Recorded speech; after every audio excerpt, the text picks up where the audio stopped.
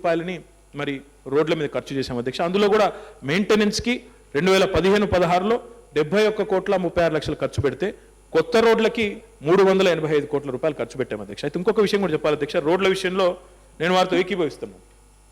రోడ్ల విషయంలో డెఫినెట్గా కొంత ఇబ్బంది ఉన్నమాట వాస్తవం. రోడ్లు నిజంగా కూడా ఈ మధ్య కాలంలో వర్షాలు పడ్డ తర్వాత కొంత ఇబ్బందికరంగా మారిన మాట వాస్తవం, అందులో అనుమానం లేదు. అయితే అధ్యక్ష, రోడ్లు ఎంత వేసినా నిలవకపోవడానికి కారణం ఒకటే అధ్యక్ష, సివరేజ్ వ్యవస్థ బాగలేదు. మన అసెంబ్లీ ముందు చూసినా, రాజ్భవన్ ముందు చూసినా, ముఖ్యమంత్రి గారు స్వయంగా చెప్పారు, ముఖ్యమంత్రి క్యాంప్ ఆఫీస్ ముందు చూసినా రోడ్డు మీద నీళ్లు నిలువ ఉండే పరిస్థితి ఉంది అధ్యక్ష.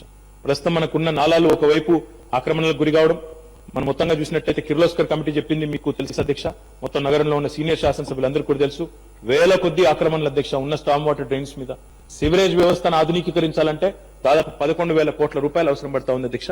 అయితే అధ్యక్ష, అట్లా అవసరం పడుతుందని చెప్పేసి మేమే పక్కన కూర్చోలేదు అధ్యక్ష. దాదాపు 200 పాయింట్లు హాట్ స్పాట్స్ ఏవైతే ఉంటాయో, ఎక్కడైతే నీళ్లు నిల్వ ఉంటాయో ఆ స్థలాలు గుర్తించాం అధ్యక్ష.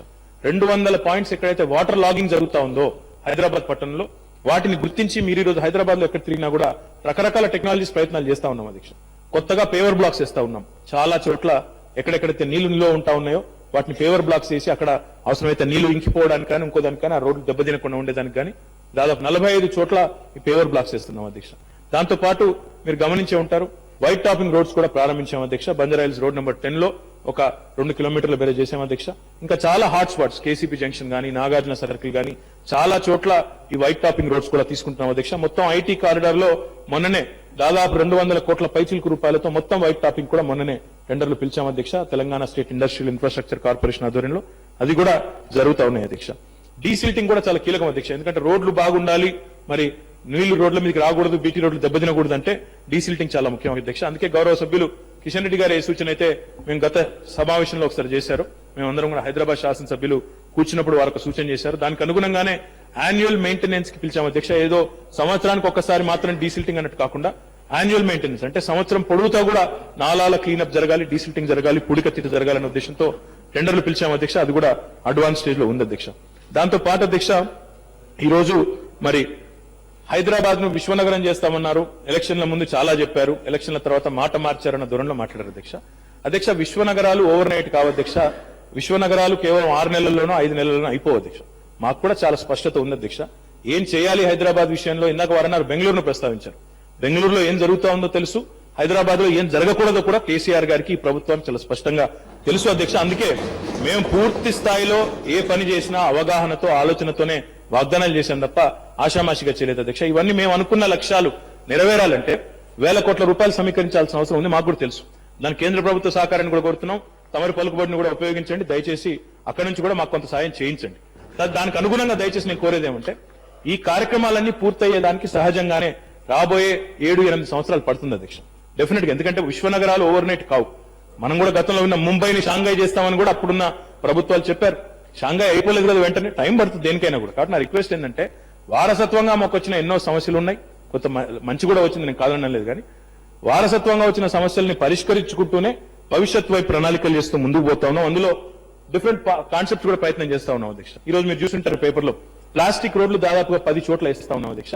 ప్లాస్టిక్ నుంచి ఏదైతే వ్యర్థం వస్తుందో దానిని కూడా రోడ్ల కొత్త టెక్నాలజీలో వినియోగించి వాటిని కూడా వాడుకొని ముందుకు పోతా ఉన్నాం అధ్యక్ష. రిక్రూట్మెంట్ సంబంధించి అడిగారు అధ్యక్ష. వాస్తవం ఏమంటే, ఇదివరకు జీహెచ్ఎంసీ నుంచి ఇంకొకటికి ట్రాన్స్ఫర్ చేసే అవకాశం ఉండేది కాదు. కానీ మొన్న మన శాసనసభలో మనం ఆమోదించిన యూనిఫైడ్ సర్వీసెస్ యాక్ట్ ద్వారా, రూల్స్ ద్వారా, మరి ఇప్పుడు హైదరాబాద్ లో ఉన్న వారిని బయటికి ట్రాన్స్ఫర్ చేయొచ్చు, బయట మున్సిపాలిటీలో ఉన్న వాళ్ళని హైదరాబాద్ కూడా తెచ్చుకోవచ్చు. సో స్థానచలనం కల్పించే అవకాశం మన శాసనసభ తీసుకున్న పెద్ద సంస్కరణ అధ్యక్ష. గతంలో ఏ ప్రభుత్వం కూడా సాహసించలేదు, మన ప్రభుత్వం నిర్ణయం తీసుకుంది. అన్ని పార్టీల సభ్యులు కూడా ఏకగ్రీవంగా ఆమోదించారు.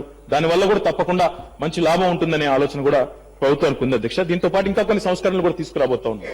గౌరవ సభ్యులు మన టౌన్ ప్లానింగ్ గురించి ప్రస్తావించారు, ప్రభాకర్ గారు, అదే రకంగా ఇతర పెద్దలు కూడా.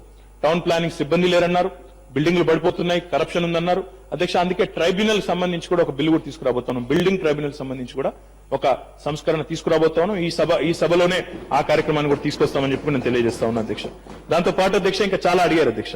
స్కిల్ డెవలప్మెంట్ గురించి అడిగారు, వివిధ భవనాల గురించి అడిగారు. ముఖ్యమంత్రి గారు ప్రారంభించిన భవనాలకే మరి ఇంకా మోక్షం కలగలేదని మాట్లాడారు అధ్యక్ష. కోర్టు కేసుల్లో చిక్కుకుపోవడం వల్ల కొన్ని ఆగిపోయినాయి అధ్యక్ష. తప్పకుండా వాటిని కూడా పరిశూ చేస్తా ఉన్నాము. అవసరమైతే ఆల్టర్నేట్ సైట్ అలర్ట్ చేసి కూడా ముందుకు పోతాము. తప్పకుండా ముఖ్యమంత్రి గారు ఇచ్చిన ప్రతి మాటను తప్పకుండా పూర్తి చేసే బాధ్యత ఈ ప్రభుత్వానికి ఉంది, చేస్తామని చెప్పి కూడా ఈ సందర్భంగా తెలియజేస్తా ఉన్నాం.